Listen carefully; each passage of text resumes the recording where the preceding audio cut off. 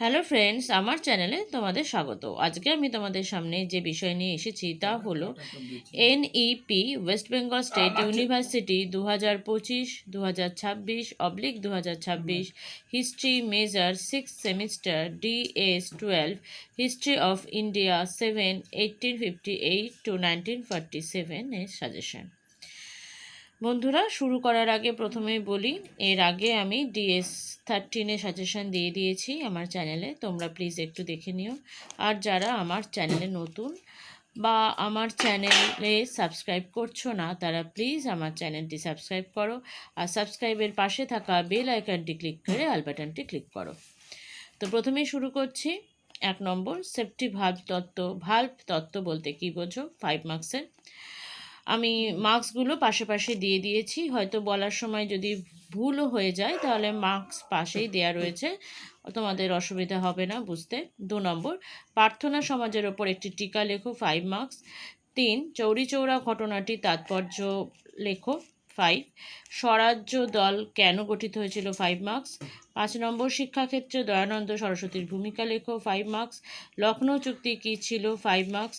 খিলাফত আন্দোলন সম্বন্ধে যা জানো লেখো, 5 মার্কস। ওয়াভেল পরিকল্পনা সম্বন্ধে যা জানো লেখো, 5 মার্কস।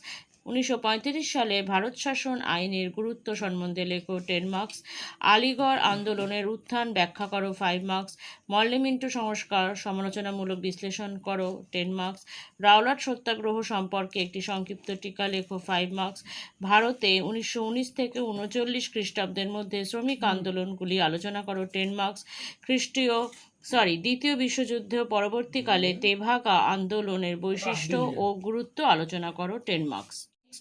1885 সালে ভারতীয় জাতীয় কংগ্রেসের প্রতিষ্ঠার পটভূমি বিশ্লেষণ করে হিউমের ভূমিকা নির্ণয় করো, 10 মার্কস। 16, ভারতীয় জাতীয়তাবাদ সম্বন্ধে বিভিন্ন মতগুলি ব্যাখ্যা করো, 10 মার্কস। 17, ভারতের স্বাধীনতা আন্দোলনে সুভাষচন্দ্র বসু ও ভারতীয় জাতীয় সেনাবাহিনীর ভূমিকা আলোচনা করো, 10 মার্কস। আইন অমান্য আন্দোলনের পটভূমি ও তাৎপর্য লেখো, 10 মার্কস।